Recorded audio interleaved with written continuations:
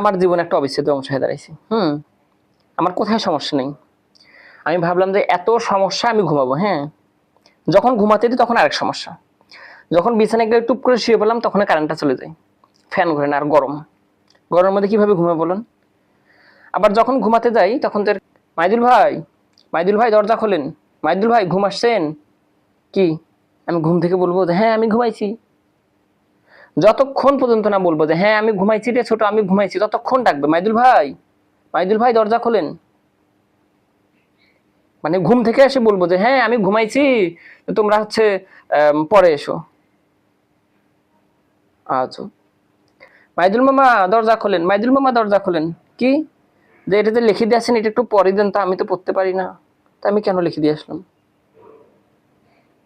মানে আমি লিখে দিয়ে আসছি যাতে আমার কোনো ঝামেলা না হয়। আবার ওইটার জন্যই ডাকতেছি, মাইদুল মামা দরজা খোলেন। আর কেউ নেই, আমাকে এসে ডাকা লাগবে। আর ম্যাচের মধ্যে কেউ নেই, আমাকে এসে ডাকা লাগবে, আমার জীবনে ধ্বংস করা লাগবে। যখন ঘুমাতে যাবো, হ্যাঁ, টুং করে একটা এসএমএস আসবে, ঘুমিয়ে দিল 12টা বাজে। আবার রাত দিন 24 ঘন্টা ঘুম পারি, তবু যখন ক্লাসে যাবো তখন ঘুম পাবে, করে হাই ওঠে আমার। আর স্যার বেলাই সারাত কি করছো, ঘোরাঘাস কাটছো? কিন্তু স্যারকে কিভাবে বোঝাবো যে আমি সারা রাত ঘুমাইছি, সারা দিন ঘুমাই, তবু ক্লাসে গেলে ঘুম পাই।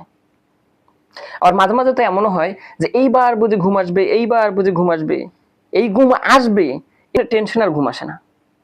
এই যে ঘুম আসবে, এই তো ঘুম আসতে আসতে আসতেছে, এই টেনশন আর ঘুম আসে না।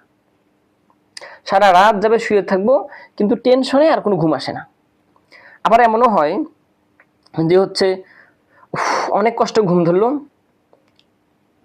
তখন ভূত আসি আবার ধরে, কোনো শান্তি নেই ভাই, বুঝছেন?